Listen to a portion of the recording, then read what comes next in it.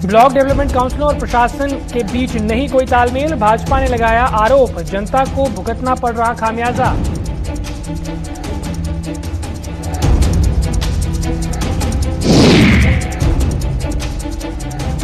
पूर्व एमएलसी विक्रम रंधावा की लगातार बढ़ रही मुश्किलें, बयान के विरोध में धर्म विशेष के लोगों में उबाल, सख्त से सख्त कार्रवाई करने की उठ रही मांग।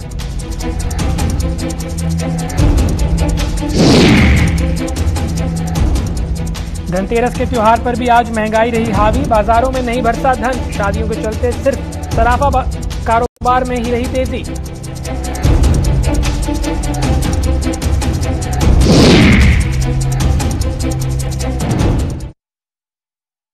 नमस्कार, गुलिस्तान न्यूज देख रहे हैं आप। मैं हूं आपके साथ हर्षवर्धन सिंह। तो आइए बढ़ते हैं आज की खबरों की ओर। भारतीय जनता पार्टी ने प्रशासन पर ब्लॉक डेवलपमेंट काउंसिल के साथ तालमेल न रखने का आरोप लगाया है। भाजपा का कहना है कि पंचायती राज को सशक्त बनाने में पंचायतों के प्रतिनिधियों के साथ साथ बीडीसी का भी भले ही अहम योगदान रहता है, लेकिन मौजूदा समय में इसे प्रशासन का सहयोग नहीं मिल रहा है। राज्यसभा के पूर्व सदस्य व जम्मू कश्मीर भाजपा के वरिष्ठ नेता शमशेर सिंह मन्हास ने आज एक प्रेस कॉन्फ्रेंस के दौरान ये आरोप लगाए। उन्होंने बताया कि बीडीसी और प्रशासन में तालमेल न होने का खामियाजा आम जनता को भुगतना पड़ रहा है। जाने के बाद डीडीसी के पास जिनके पावर्स तो हैं, लेकिन पावर्स क्या है? केवल मात्र बढ़ने के बाद जिनके प्लान कर देंगे तो उसको बाद देखने जाएंगे या नेगोशिएशन करने तक तो नहीं सीमित रहेगा। लोग उनसे पूछते हैं। दूसरा, जो हमारा डीडीसी डिस्ट्रिक्ट डेवलपमेंट काउंसिल जितनी भी हैं, उनके पास अपना ऐसा कोई फंड नहीं। मान लो जैसे एमएलए के पास, एमपी के पास कुछ फंड्स रहते थे, डिस्क्रिशनरी फंड्स रहते थे। अभी जैसे बरसात हुई, आपने देखा होगा, लोगों के घर बह गए, घर टूट गए, सड़कें टूट गई, तो इमीडिएट यानी कि कहीं ना कहीं वो जाकर वहां पे अपनी ओर से यानी कि कुछ ना कुछ तो यानी कि सहारा दे सकते थे। मैं इतना पैसा दे सकता हूँ आपकी यानी कि घर के लिए, आपके उसके लिए, ताकि वो काम तो कर सकें। अगर ऐसा नहीं हो सका, उनके पास है ही कुछ नहीं, वो जाएंगे, लोग पूछते हैं शायद हमारे आपको तो हमने इलेक्ट करके भेजा, तो आपके पास क्या है हमें देने के लिए? तो वो आकर यानी कि डीसी को कहें, डीसी कहता मेरे पास पैसा नहीं, ड्यू का उनके पास।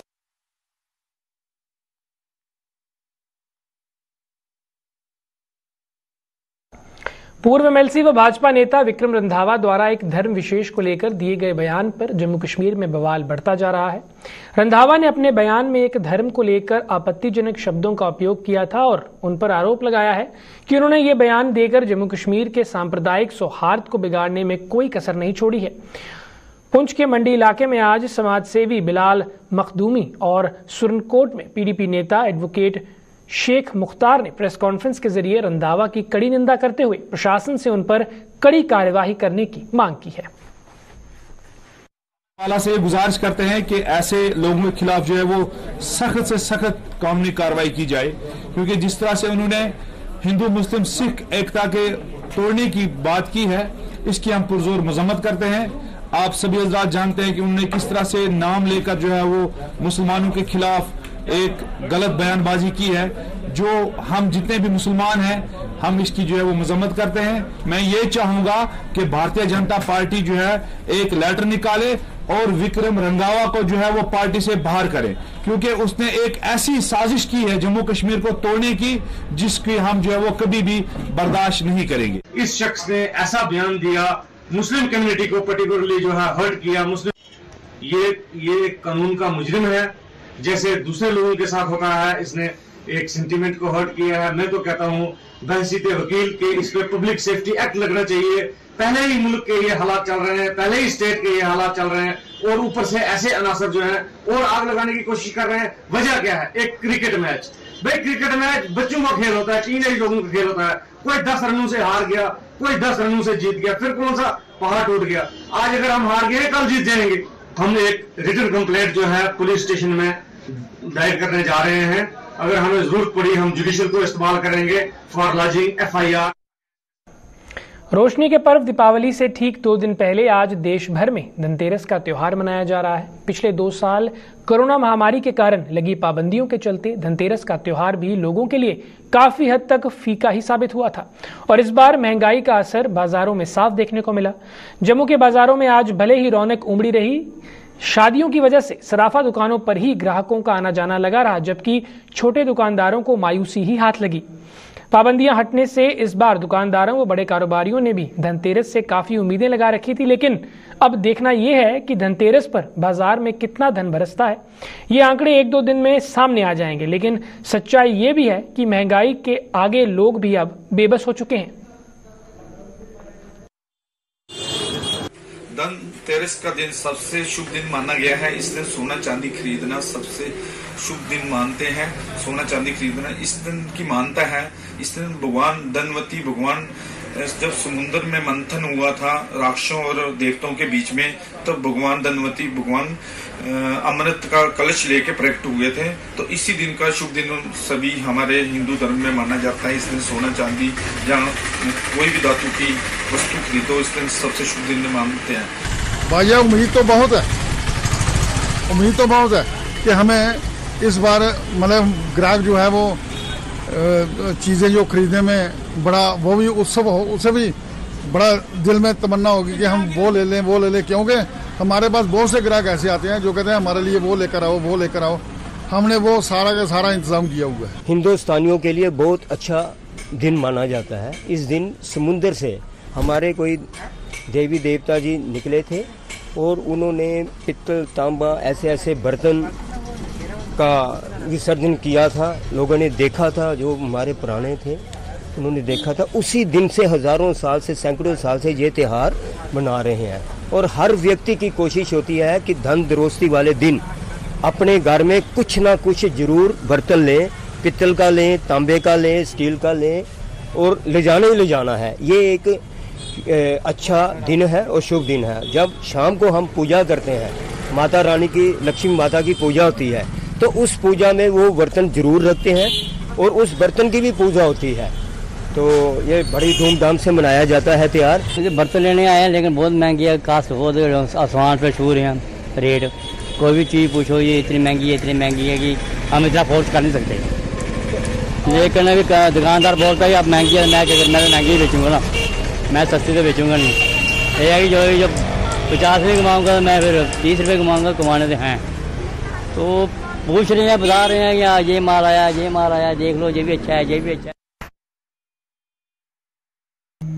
देवताओं के चिकित्सक और चिकित्सा के देवता माने जाने वाले भगवान धन्वंतरी को आज धनतेरस पर नमन किया जा रहा है। आज के दिन भगवान धन्वंतरी की पूजा अर्चना की जाती है। हर बार की तरह इस बार भी धनतेरस पर राष्ट्रीय आयुर्वेद दिवस मनाया गया। जम्मू में आज आयुष विभाग के कार्यालय में हवन यज्ञ व पूजा अर्चना के जरिए भगवान धन्वंतरी को श्रद्धांजलि दी गई।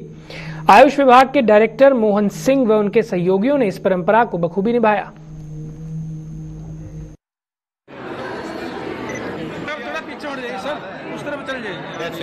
ऐसा है कि आज सबसे पहले मैं धन्वंतरी जयंती पे सबको मुबारकबाद देता हूँ। धन्वंतरी जयंती जो है ये लॉर्ड धन्वंतरी के बर्थडे पे सेलिब्रेट की जाती है और जो हमारे लिए हेल्थ और वेल्थ की वर्चूज़ लेके आती है। और ministry of Ayush government of India ने 2000 आज से 6 साल पहले फर्स्ट धन्वंतरी जयंती को नेशनल आयुर्वेदा डे डिक्लेयर किया और आज हम 6th national Ayurveda day celebrate कर रहे हैं। आज का दिन सेलिब्रेट करने का बेसिक ऑब्जेक्टिव ये है कि हमारी जो संस्कृति है, हमारी जो लोग हैं, उनको traditional system of medicine specially Ayurveda के बारे में अवेयर किया जाए और इसकी स्ट्रेंथ्स को लोगों में बताया जाए।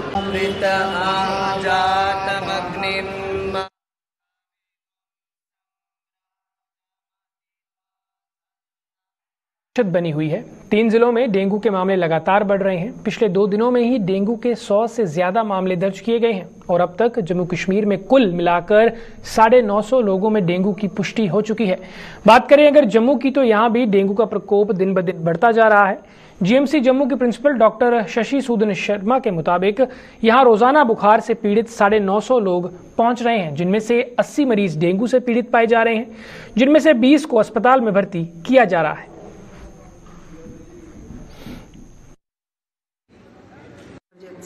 जो भी मेडिकल कॉलेज की इमरजेंसी की बात कर रही हूँ आ रहे हैं, जिनमें से 80 एडमिशन्स भी हो रही हैं और बुखार बहुत प्रकार के सीजनल फीवर्स इस टाइम 3 प्रकार के चल रहे हैं। कोई 20 के करीब एडमिशन्स जो है डेंगू की हो रही है ऑन एन एवरेज रोज। और ये इमरजेंसी हमारी बेशक काफ़ी बड़ी है, 350 बेडेड इमरजेंसी है आज की डेट में, लेकिन इसमें बाकी ऑर्थोपेडिक, सर्जिकल इमरजेंसीज और बहुत सारी मेडिकल इलनेसेस दूसरी भी, कार्डियोलॉजी, नेफ्रोलॉजी, सारे डिपार्टमेंट्स की भी रहती है। लेकिन डेंगू का जो एक डर भी है और फीवर भी लोगों में काफ़ी है और केसेस भी बहुत ज़्यादा है और उनको एकदम सुविधाएं टाइम पे मिल जाए और डॉक्टर्स का, पैरामेडिकल स्टाफ का, उनके जो टेस्ट हो रहे हैं वो सारे बिना कोई टाइम ज़ाया किए हुए हो जाए। सेब के सीजन में भी सोपोर की फ्रूट मंडी के लिए बनाए जा रहे ट्रक टर्मिनल का काम पूरा नहीं हो पाया है। इसे विडंबना ही कहा जाएगा कि करीब 24 कनाल जमीन पर बन रहे इस टर्मिनल का काम पिछले 4 सालों से जारी है और इसकी कछुआ चाल जहां फ्रूट के कारोबारियों के लिए जी का जंजाल साबित हो रही है, तो वहीं स्थानीय व देश के अन्य राज्यों से यहां माल लेने के लिए आने वाले ट्रक चालकों को भी नाकों चने चबाने पड़ रहे हैं। ट्रक टर्मिनल की सुविधा न होने से ट्रकों को बीच रास्ते में पार्क कर दिया जाता है, जिससे यहां लोगों को घंटों जाम से जूझना पड़ता है।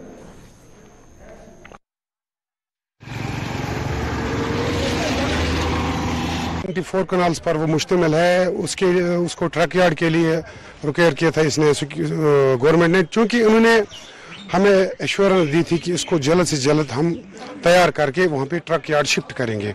पिछले 2 सालों से हम मोतबाना गुजारिश करते रहे हर बार, चूंकि डायरेक्टर साहब 2 दिन पहले भी आए हैं, काम इसमें चालू है लेकिन स्लो प्रोसेस चल रही है। अब देख लीजिए कि पिछले 6 दिनों से पूरे सोपोर को सफर करना पड़ा बिकॉज ऑफ जाम। बाहर से तकरीबन 1000 ट्रकें आई थी जो रोडों पर खड़ी थी, यहाँ पर एम्बुलेंस से सफर कर रही थी, आम ट्रैफिक जो सिर्फ इसलिए कि अगर जो बागसुंदरी का जो 94 कनाल से अगर उसको शिफ्ट किया होता तो इतनी दिक्कतें आम लोगों को भी उठानी नहीं पड़ती। मंडी वाले तो पहले से ही सफर कर रहे, ट्रक वाले तो पहले से ही सफर कर रहे। अब इसमें संग्रामा से लेकर सोपोर मंडी तक जाम जो है ट्रकों की वजह से लग रहा है। अब हम एक बार फिर डायरेक्टर साहब या जो भी इसके इंचार्ज है उनसे गुजारिश करना चाहते हैं जितनी जल्दी हो सके, जितनी जल्द हो सके इस पे काम मतलब फौरी तौर तेज करवाए और इसका जो ट्रक यार्ड यहाँ पे है उसको शिफ्ट करवा के बागसुंदरी का जो है वो ट्रक यार्ड के लिए फाइनल करें। जी मेरे को 7-8 साल हो गए इधर आते हुए और गाड़ियाँ खड़ी करने में बड़ी दिक्कत है। पार्किंग नहीं है, ढंग का पानी मिलने का नहीं मिलने का और लैटरिन फ्लश क्या है वो खुले में जा रहे हैं और इसी वजह से जाम लग रहा है और सभी को दिक्कत आ रहा है बहुत ज़्यादा। पहले कच्चा है सारा, बारिश आता है तो गाड़ियाँ फंसती हैं, गाड़ियों का नुकसान होता है, बहुत परेशानी आती है जी। यही है जी, पक्की पार्किंग बना दें और नहाने धोने का पूरा बना दें ये मंडी में तो। हाँ बहुत जाम है जी, बहुत परेशान है। 7-7 दिन इधर रुकते हैं तो बहुत बुरा हाल होता है हमारा ये ड्राइवर लोग का और पब्लिक भी परेशान होती है। जाम लगता है, कहीं भी गाड़ी रुक जाती है, रोड पे खड़ी हो जाती है गाड़ियाँ। कहाँ खड़ी करें, पार्किंग नहीं है तो रोड पे खड़ी करेंगे गाड़ियाँ, गाड़ी वाला क्या करेगा।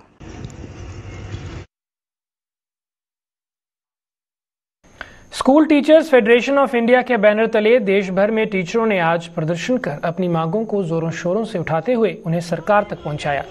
जम्मू में Jammu Kashmir United school teachers association के बैनर तले टीचरों ने आज प्रदर्शन करते हुए टीचरों की मांगों का हवाला देते हुए इन्हें जल्द पूरा करने की मांग की। टीचरों ने आरोप लगाया कि नई शिक्षा नीति में कई त्रुटियां हैं जिन्हें जल्द से जल्द दुरुस्त किया जाना चाहिए। टीचरों ने नई पेंशन स्कीम को बंद कर पुरानी पेंशन स्कीम को लागू करने और अब कोरोना से उपजे हालात में सुधार होने का हवाला देते हुए स्कूलों को भी पूरी तरह से खोलने की जरूरत पर बल दिया। स्कूल टीचर फेडरेशन इंडिया के आह्वान पर देशव्यापी प्रोटेस्ट में आज हम जहां पे प्रोटेस्ट कर रहे हैं, हमारी मांगे हैं, सरकार ने नई शिक्षा नीति लागू की है, उसमें बहुत सी त्रुटियां हैं, उनको ठीक करने का हमारा विरोध है।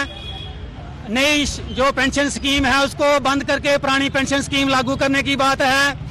ऑनलाइन शिक्षा कोई शिक्षा नहीं है, बहुत से बच्चे इस शिक्षा से वंचित हैं। हमारी मांग है कि हालात अब ठीक हैं और स्कूलों के अंदर पढ़ाई जो है बच्चों की शुरू होनी चाहिए। कई सालों से लोग ऑन पे एंड ग्रेड में काम कर रहे हैं। ये लुक आफ्टर चार्ज का सिस्टम बंद करके तमाम ऑन पे एंड ग्रेड में काम करने वाले लेक्चरर, मास्टर, हेड मास्टर या दूसरे जो अफसर हैं उनको रेगुलराइज किया जाना चाहिए। पिछले कई सालों से कोई डीपीसी नहीं हुई है, जहां हजारों पोस्टें खाली हैं। नई भर्ती करके और डीपीसी करके सारी एजुकेशन डिपार्टमेंट के अंदर पोस्टें भरी जानी चाहिए। वार्षिक झिड़ी मेले के आयोजन को लेकर प्रशासन की ओर अभी तक कोई घोषणा नहीं की गई है, जिससे बाबा जित्तो देवस्थान के महंत और झिड़ी के लोगों में मायूसी छाई हुई है। इन लोगों के मुताबिक पिछले साल भी सरकार ने मेले का आयोजन नहीं किया था, जिससे श्रद्धालुओं की धार्मिक आस्था को ठेस पहुंची थी। वहीं मेले के माध्यम से रोजी रोटी कमाने वाले स्थानीय लोग भी मायूस रहे। इन लोगों ने आरोप लगाया कि सरकार द्वारा नेताओं की बड़ी बड़ी रैलियों के आयोजन की अनुमति तो दे दी जाती है, लेकिन जब किसी धार्मिक आयोजन की बात आती है तो उसे कोरोना महामारी का हवाला देकर रद्द कर दिया जाता है। इन लोगों ने प्रशासन से जल्द झिड़ी मेले के आयोजन का मसौदा तैयार करने की मांग की है, ताकि लोग अपनी धार्मिक रस्मों को अंजाम दे सकें और मेले से जुड़े कारोबारी भी अपनी रोजी रोटी कमा सकें। इस बारी मेला पिछले बार भी नहा रहा तो इस बार भी नहीं जी उम्मीद की चलता। अस चाहते हैं कि मेला जो है पहले होंदा इं होना चाहिए, ताकि सारे लोग जो भी इतने आना चाहते हैं, बसा भरी है या ट्रक भरी है या जोड़े भी होंगे अपने साधन वो सारे लोगों की उम्मीद है वो सारे लोग आने वास्ते बसें ट्रक में आना चाहते हैं, तो उन्हें कोई रुकावट नहीं होनी चाहिए। और जो प्रशासन है उसकी भी चाहिए कि मेला कराने वास्ते अपना पूरा योगदान देना चाहिए। जियां जियां पिछले सालों तो मेले इं करना चाहिए। तो सारे जो लोग बेचारे आले दुआले उन्हें भी कई तरह की उम्मीदा होंगे अपने मतलब इलाके कोई चलो सारा आंगन कोई रिश्तेदार आता, कोई रेहड़ी फड़ी लाता, कोई अपना गुजारा करने वास्ते साधन बनाता। तो इस करिए भरपूर मतलब प्रार्थना करना प्रशासन के उम्मीद मतलब अच्छे ढंग करना सुचारू करना चाहिए। सर पिछली बार भी मेला नहीं लगा था, इस बार भी मेला नहीं लग रहा है। डीसी साहब ने परमिशन ही नहीं दी है कि मेला इस बार लगेगा। जब कोई मंत्री आता है, कोई मिनिस्टर लेवल की बात होती है, कोई लीडर लेवल की बात होती है। जब कुछ दिन पहले राहुल जी आए थे वैष्णो देवी दरबार में, तो हजारों की संख्या में लोग एयरपोर्ट पर एकत्रित हो गए थे उसका स्वागत करने के लिए, हजारों के हिसाब से। क्या उस दिन कोरोना नहीं था? जब अमित शाह जम्मू में रैली की तो 1.5 लाख आदमी था इधर इकट्ठा हुआ, उस दिन कोरोना नहीं था। जब देव स्थान पर, देव स्थल पर कोई धार्मिक कार्यक्रम चलता है तो सरकार पहले नोटिस देती है कि कोरोना है, लोग इकट्ठे नहीं होंगे। जब जलसा होता है, ब्याह शादियाँ चल रही हैं, सब कुछ चल रहा है, लेकिन जब झिड़ी का मेला जहाँ कहीं भी मेला होता है धार्मिक, तो सरकार उसी समय प्रतिबंध लगा देती है कि कोई इकट्ठा नहीं होगा। जेके बैंक के सिक्योरिटी गार्ड्स ने मानदेय में बढ़ोतरी को लेकर जम्मू में दूसरे दिन भी कंपनी के खिलाफ प्रदर्शन किया। प्रदर्शन कर रहे इन सिक्योरिटी गार्ड्स का आरोप था कि उन्हें जो मानदेय दिया जा रहा है वो ऊंट के मुंह में जीरा साबित हो रहा है, जिससे इस महंगाई के दौर में उनके लिए अपना घर चलाना मुश्किल हो रहा है। उन्होंने जेएंडके बैंक के चेयरमैन और उपराज्यपाल से मानदेय में बढ़ोतरी करने की मांग की है और चेतावनी भी दी कि अगर ऐसा ना हुआ तो वो उग्र प्रदर्शन करने पर मजबूर हो जाएंगे। आज हमारा दूसरा दिन है स्ट्राइक का और आज हम काफ़ी तादाद में आए हैं, लेडीज़ भी आई हैं, जेंट्स भी आए हैं। तो हमारी मांग सर ये थी, ये तो कल भी हम बोल रहे थे कि हमारी मांग ये है कि 10,000 हमें सैलरी मिले और गनमैन को 15 मिले और जो ठेका लिया है इन्होंने, हमें तो नहीं पता ये ठेका कितने का लिया है, क्या लिया है, ये उन्होंने क्या मिली भगत की है। हमारा कम से कम 1,000 बंदा जो सड़कों पे लाकर खड़ा कर दिया है। तो ये बच्चे वाले हैं, छोटे छोटे पढ़ाई करने, उनका खर्चा कैसे पूरा करेंगे। हाल ही में हुई बारिश और ओलावृष्टि की मार ने पहले ही किसान वर्ग की कमर तोड़कर रख दी थी। रही सही कसर आज फिर से हुई बारिश ने पूरी कर दी। मौसम की मार के शिकार किसानों ने अब सरकार से फिर मदद की गुहार लगाते हुए मुआवजे की राशि की घोषणा करने की मांग की है। किसानों के मुताबिक प्रशासन की विभिन्न टीमों द्वारा फसलों को हुए नुकसान का जायजा तो लिया जा रहा है, लेकिन उन्हें नुकसान का कितना मुआवजा मिलेगा इसकी घोषणा अभी तक नहीं हो पाई है। पीड़ित किसानों ने सरकार से 5,000 रुपए प्रति कनाल के हिसाब से मुआवजा देने की मांग की है ताकि वो अगली फसल की तैयारी कर सके। बारिश हो रही है हुण ਇਹਦੇ ਨਾਲ ਤੇ ਹੋਰ ਜ਼ਿਮੀਂਦਾਰ ਦਾ ਲੱਕ ਟੁੱਟ ਗਿਆ ਜੀ, ਬਿਲਕੁਲ ਤਬਾਹ ਹੋ ਗਿਆ ਕੰਮ। ਇਹ ਬਾਰਿਸ਼ ਨਾਲ ਮਾੜਾ ਮੋਟਾ ਜਿਹੜਾ ਬਚਦਾ ਉਹ ਵੀ ਖਤਮ ਹੈ। ਮੈਂ ਸਰਕਾਰ ਅੱਗੇ ਅਪੀਲ ਕਰਨਾ ਕਿ ਜਲਦੀ ਤੋਂ ਜਲਦੀ ਜਿਹੜਾ ਮੁਆਵਜ਼ਾ ਹੈ ਘੱਟ ਤੋਂ ਘੱਟ 5,000 ਰੁਪਏ ਕਨਾਲ ਦਿੱਤਾ ਜਾਏ ਤਾਂ ਕਿ ਜ਼ਿਮੀਂਦਾਰ ਜਿਹੜਾ ਆਮ ਜ਼ਿਮੀਂਦਾਰ ਹੈ ਵਿਚਾਰਾ ਡਿਪੈਂਡ ਆਨ ਜ਼ਿਮੀਂਦਾਰੀ ਉਹ ਤੇ ਵਿਚਾਰਾ ਖਤਮ ਹੈ ਜੀ। ਅੱਜ ਜਿਹੜੀ ਇਹ ਬਾਰਿਸ਼ ਹੋ ਰਹੀ ਹੈ ਨਾ, ਇਸ ਬਾਰਿਸ਼ ਨਾਲ ਹੋਰ ਜ਼ਿਮੀਂਦਾਰ ਦਾ ਬਿਲਕੁਲ ਜੋ ਰਹਿੰਦਾ ਖਹਿੰਦਾ ਸਭ ਤਬਾਹੀ ਹੋ ਗਈ ਹੈ। ਮੈਂ ਸਰਕਾਰ ਨੂੰ ਕਹਿਣਾ ਚਾਹੁੰਦਾ ਕਿ ਜਿਹੜੇ ਜ਼ਿਮੀਂਦਾਰ ਵਿਚਾਰੇ ਬੜੇ ਪਰੇਸ਼ਾਨ ਨੇ, ਇਹਨਾਂ ਨੂੰ ਜਲਦੀ ਮੁਆਵਜ਼ਾ ਦਿੱਤਾ ਜਾਏ ਤਾਂ ਕਿ ਥੋੜੀ ਜਿਹੀ ਇਹਨਾਂ ਰਾਹਤ ਮਿਲ ਜਾਏ। ਹੁਣ ਜਿਹੜੀ ਅੱਜ ਸਵੇਰ ਤੋਂ ਬਾਰਿਸ਼ ਤੇ ਤੂਫਾਨ ਬਹੁਤ ਚੱਲ ਰਿਹਾ ਹੈ, ਇਹਦੇ ਨਾਲ ਕੀ ਹੈ ਕਿ ਸਾਨੂੰ ਜਿਹੜਾ ਕਿਸਾਨ ਹੈ ਜਿਹੜਾ ਉਹ ਬੜਾ ਨਿਰਾਸ਼ ਹੋ ਰਿਹਾ ਕਿ ਪਤਾ ਨਹੀਂ ਕੀ ਹੋ ਜਾਣਾ।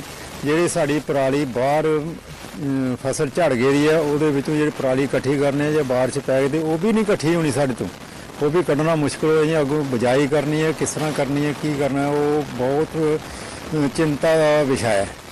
ਬਾਕੀ ਜਿਹੜੀ ਗਵਰਨਮੈਂਟ ਹੈ ਇਹਨੂੰ ਵੀ ਥੋੜਾ ਦੇਖਣਾ, ਕਾਫੀ ਆ ਰਹੇ ਨੇ ਦੇਖਣ ਵਾਸਤੇ, ਮੁਆਵਜ਼ੇ ਵਾਸਤੇ ਲਿਖਦੇ ਪਏ ਨੇ, ਸਭ ਕੁਝ ਕਰਦੇ ਪਏ ਨੇ, ਲੇਕਿਨ ਕਿਸਾਨ ਨੂੰ ਅਜੇ ਤੱਕ ਇੰਨਾ ਨਹੀਂ ਪਤਾ ਲੱਗਾ ਬਈ ਮੁਆਵਜ਼ਾ ਹੈ ਕਿੰਨਾ, ਕੀ ਦੇ ਰਹੇ ਨੇ, ਗਵਰਨਮੈਂਟ ਕੀ ਕਰ ਰਹੀ ਹੈ, ਕਿਸ ਤਰ੍ਹਾਂ ਉਹ ਕਿਸ ਹਿਸਾਬ ਨਾਲ ਦੇ ਰਹੀ ਹੈ। कम से कम अलाउंस तो करना चाहिए भी हाँ किस तरह किसान का कितना खर्चा होया लगाने के टाइम ते बढ़ाने के टाइम ते फिर जो खादा दवाइयाँ पा के कम से कम भी 5,000 रुपया एक कनाल के पिछे खर्चा जाता है जे पूरी अपनी मेहनत भी पाओ जो साढ़े दिन लगते हैं किसानों के।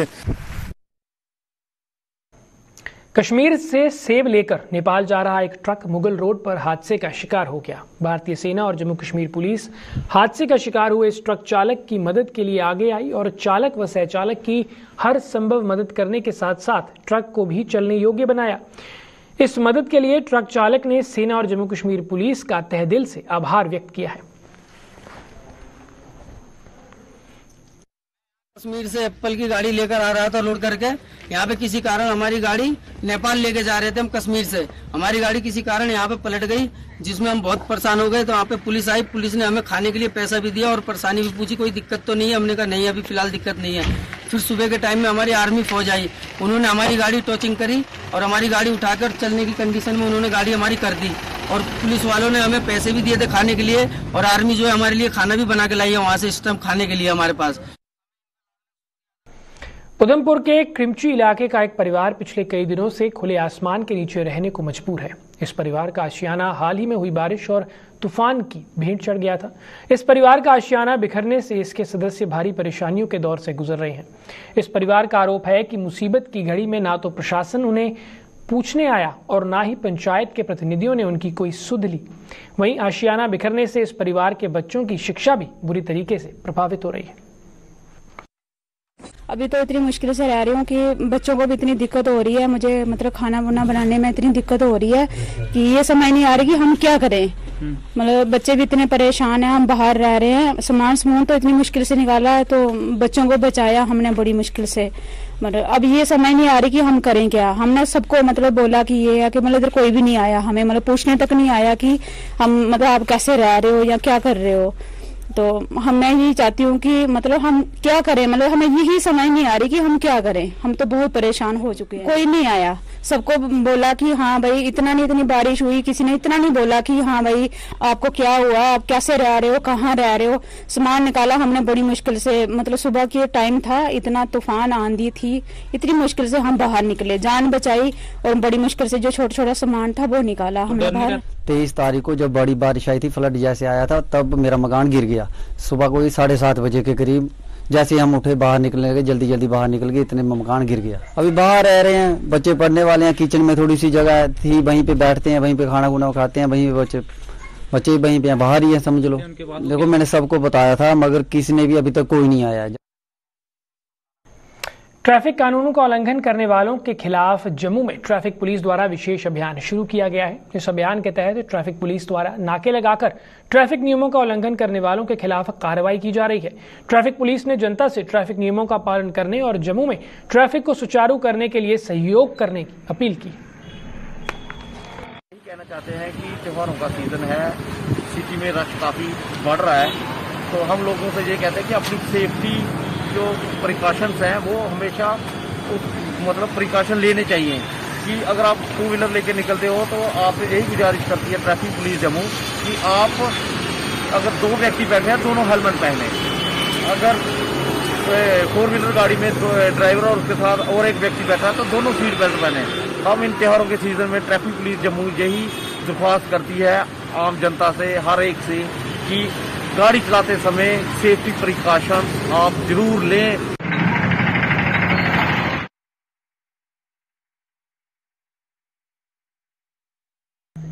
जिला डोडा के चुराला तहसील के गांव शारनी में एक विवाहिता ने कथित तौर पर जहर खाकर आत्महत्या कर ली। मृतक महिला की पहचान 23 वर्षीय पम्मी देवी पति मुकेश कुमार के रूप में की गई है। वहीं विवाहिता के माता पिता सहित अन्य रिश्तेदारों ने ससुराल पक्ष पर उसकी हत्या का आरोप लगाया है। ठाठरी पुलिस ने भी मामला दर्ज कर मामले की तहकीकात शुरू कर दी है। उसने मारा भी है और फिर जान भी ले ली है उनकी, तो बस हमें इंसाफ चाहिए। जान के बदले जान ही सरकार इंसाफ दिलाए हमें। बस उसने हमारी बहन को मारा है तो बस उसके साथ भी सरकार हमें इंसाफ चाहिए। बस उसने खुद नहीं खाया है, हमें पता है क्योंकि लड़का भी बोल रहा है, उसके बच्चे भी साथ में थे। उसने खुद जहर नहीं खाया, उन्होंने खुद ही पता नहीं खिलाया है कि खुद मारा है, हमें क्या पता है वो, लेकिन हमें यकीन है कि उसने खुद ही मारा है उनको। इसका लड़के का लड़ाई झगड़ा चलता था पहले भी इसके साथ, कुछ तहरीरें बनी भी हैं मेरे पास। इसके दो चाचे आए थे, इन्होंने बोला घर बसाएंगे इनका, हमारी जिम्मेदारी पे लड़की को भेजो आप। तो मेरे गांव वाले भी साथ में थे और उन दोनों ने अपने सुपुर्ददारी में लड़की को लिया था। और अब इधर से आगे क्या बोल सकता हूँ। लगता है आपको कि लड़की ने खुद अपनी जान दी है या उसको मारा गया है? उसको मारा गया है, क्लियर की भाई, लड़की ने अपनी जान नहीं ली है, उसको मारा गया है। दोनों ने अपने।